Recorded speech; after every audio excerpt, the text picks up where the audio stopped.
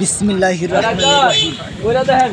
জুলাই জাতীয় সনদের ভিত্তিতে ফেব্রুয়ারিতে নির্বাচন সহ ৫ দফা দাবিতে বাংলাদেশ জামায়াতে ইসলামী আন্দোলনের কর্মসূচি ঘোষণা। দাবিসমূহ হলো: ১. জুলাই জাতীয় সনদের ভিত্তিতে আগামী ফেব্রুয়ারিতে নির্বাচন আয়োজন করা। ২. আগামী জাতীয় নির্বাচনে উভয় পক্ষে পিআর পদ্ধতি চালু করা। ৩.